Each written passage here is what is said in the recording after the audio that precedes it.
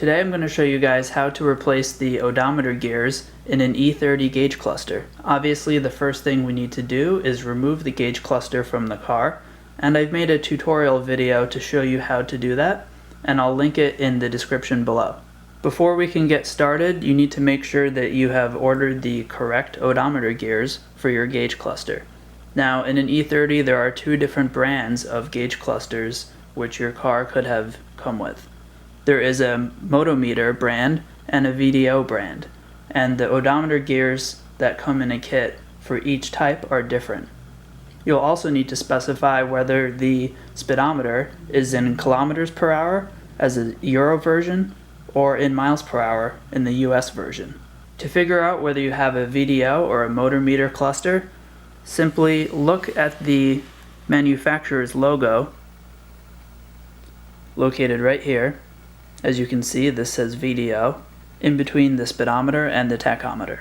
In step 1, flip the gauge cluster over and remove the 9 Phillips head screws located on the back of the cluster.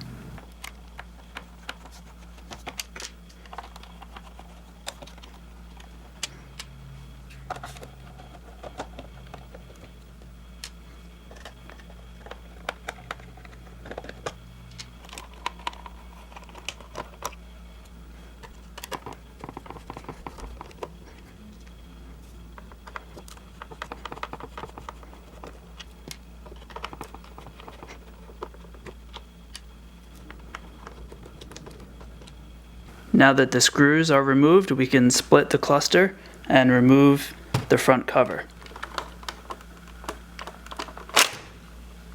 This is what the front portion of the cluster looks like, and this is what the inside of the cluster looks like. During this process, it's important to note that you don't want to touch any of the electrical components on the board itself, and also be careful not to touch the faces of the gauges or disturb any of the needles. To get to the odometer gears, we're going to want to remove the speedometer unit from the board by turning it over and removing these 4 screws in the back.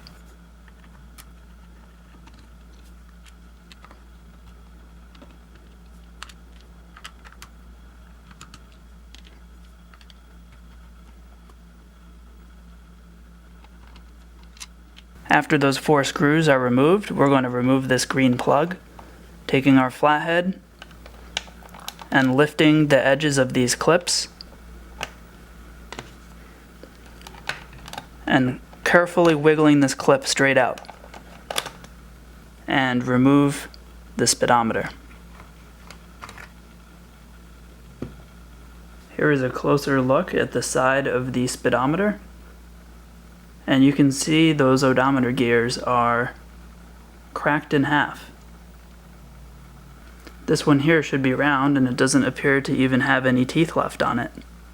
Our next step is to remove 2 small Phillips head screws right here and right here to remove a small clear plastic window that's covering the odometer gears.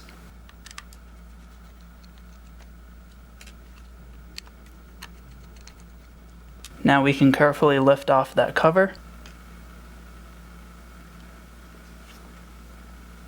Now we have a great view of those gears, which appear to have completely disintegrated into little pieces. Now we can begin carefully removing each individual odometer gear. As you can see, the gears have a nice consistency of a fine cheese.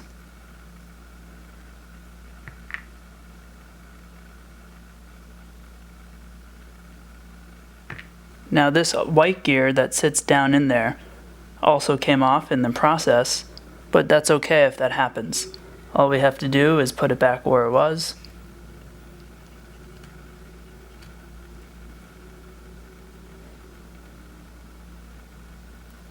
And we're good to put on the next gear. Okay guys, here's the part of the installation where it can get a little bit tricky. Right here is the E1 gear, and there's a little brass fitting on here that needs to be removed before we can install the new gears. Now it's really tempting to just remove that using force with a pair of pliers, But you don't want to do that because this shaft is attached to the motor here, and if we use force, it will just damage the motor. So what we're going to do is take a cutting tool like this one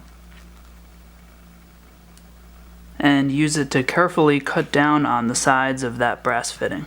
Now the idea is to do this several times back and forth to deform that fitting until it comes off easily. After we squeezed on that brass fitting several times, it just popped off. Now this is arguably the most difficult part and most frustrating of this entire installation, but make sure to take your time with it, and if you get frustrated, walk away for a few minutes so that you don't break any of the delicate pieces inside of this unit. Here are the new odometer gears for the VDO unit. Now some of these may differ in color, they may be gray, pink, or white, and the thing that matters most is the number of teeth. So one of these will have 12 teeth and one will have 14 teeth.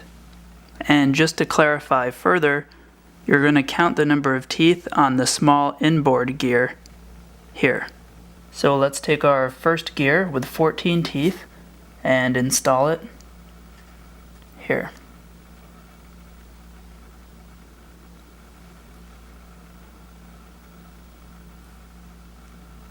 Our next gear with 12 teeth will go on face down on the next post.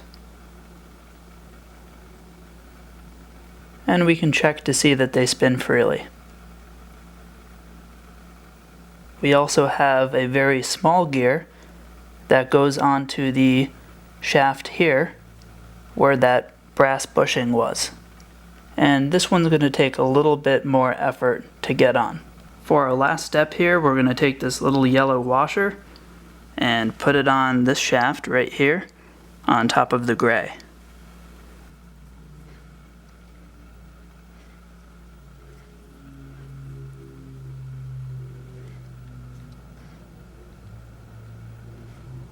Now with that yellow washer, we want to put it down pretty close, but not all the way down so that it's too tight. We want to leave a little bit of slack in between the gears. Now we can reinstall our plastic window.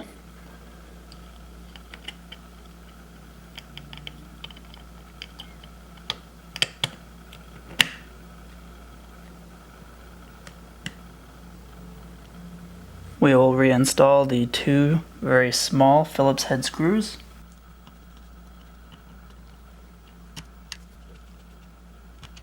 Now there's a really good chance that you got some greasy fingerprints on the face of your speedometer, and I just used some paper towel or toilet paper and Windex or a glass cleaner to remove the oil residue. Now we can place our speedometer back into the cluster.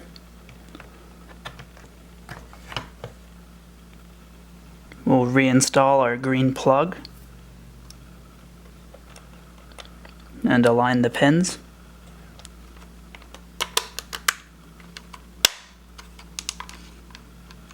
And we'll reinstall the 4 Phillips head screws that secured the speedometer to the back of the cluster.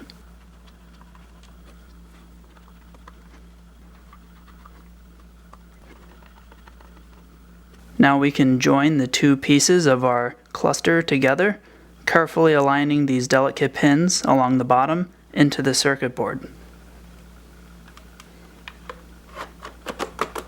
And lastly, we will reinstall our small Phillips head screws. There are 9 of them around the back of the cluster.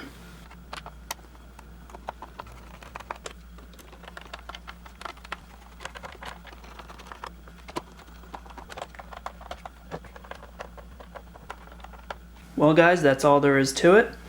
Now you just have to put the cluster back into the car. I hope this DIY helped you out. If it did, please click that like button and subscribe.